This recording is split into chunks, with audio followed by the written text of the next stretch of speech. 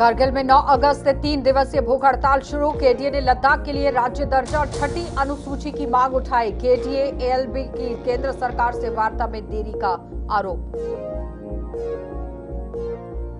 और लद्दाख की बेटी ने नेशनल चैंपियनशिप में मारी बाजी। कारगिल की नुसरत फातिमा ने रचा इतिहास। 55 से 59 किलोग्राम वर्ग में नुसरत ने जीता स्वर्ण पदक। ब्रेक के बाद एक बार फिर आपका स्वागत है। मैं हूं आपके साथ आशा सरमाल। चलिए शुरुआत करते हैं लद्दाख से जुड़ी खबरों की। सबसे पहले दिखाते चले कि कारगिल डेमोक्रेटिक अलायंस की तरफ से जिस तरह अपनी एक मांग उठाई गई है कि छठा शेड्यूल वहां पर जारी होना चाहिए, लागू होना चाहिए, और साथ ही साथ 9 अगस्त को 3 दिवसीय भूख हड़ताल पर ये लोग चले जाएंगे।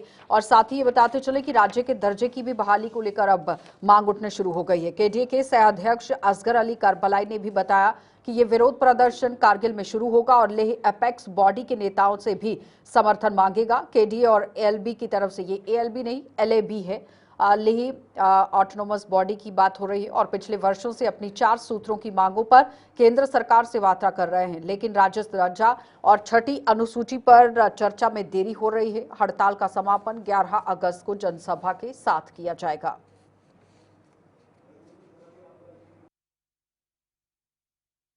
केडीए का कोर कमेटी का मीटिंग हुआ।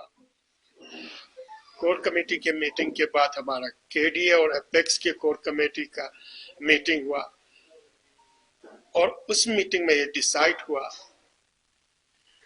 कि करगिल में इस मेन जो 2 इश्यूज है इसको लेकर हमारा जनरल इश्यू आप अच्छी तरह से जानते हैं, 4 पॉइंट एजेंडा है जिसमें स्टेटहुड है, 6 शेड्यूल है, आपका रिक्रूटमेंट है, रिजर्वेशन है, फिर इसके बाद आपका पीएससी है, लास्ट में हमारा 2 पार्लियामेंट्री सीट है।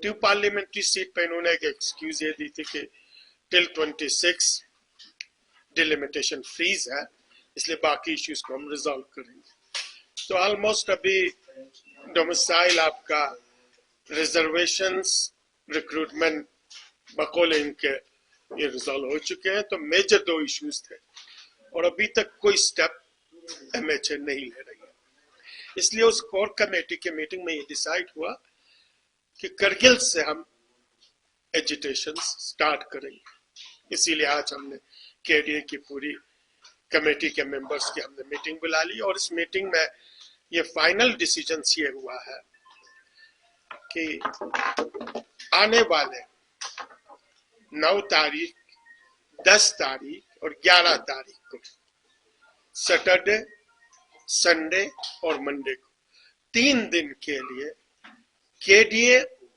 और एपेक्स के लीडरशिप ज्वाइंटली करगिल में अनशन पे बैठेंगे, भूख हड़ताल पे बैठेंगे 3 दिन के लिए।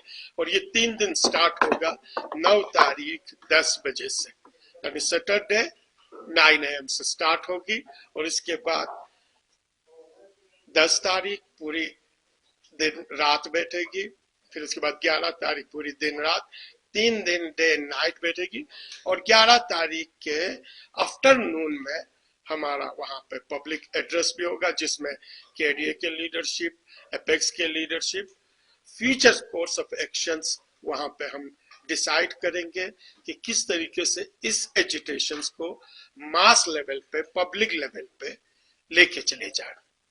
हम एक इंडिकेशंस और ये मैसेज क्लियर कर देना चाहते हैं रेस्ट ऑफ द कंट्री को, और स्पेशली प्राइम मिनिस्टर साहब को, प्रेसिडेंट ऑफ इंडिया को, और होम मिनिस्टर एमएचए को, कि लद्दाख के लोग अपनी इन मांगों को लेकर जो genuine, justified under the constitutions demand है, और जो लॉन्ग पेंडिंग डिमांड है, जो लद्दाखी डिजर्व करती है, उस डिमांड्स को लेकर ये कौम कभी खामोश बैठने वाली नहीं है। और इसी सिलसिले को लेकर 9, 10, 11 को करगिल से स्टार्ट होगी, और इसके बाद हम फ्यूचर कोर्स ऑफ एक्शन देखेंगे।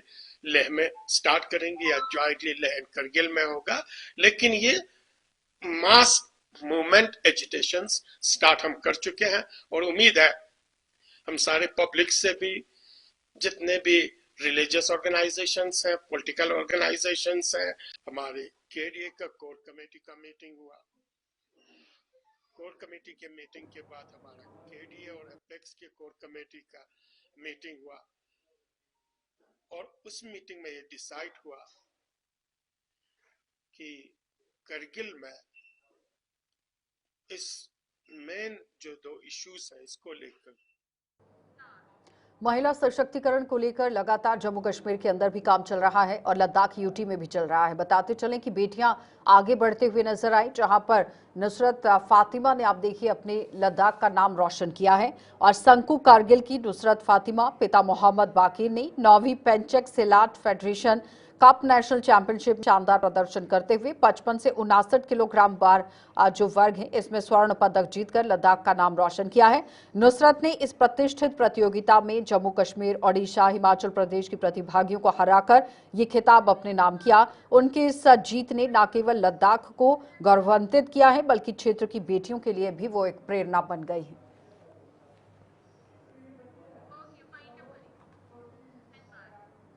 चलिए बुलेटिन में इतना ही, इजाजत दीजिए, नमस्कार।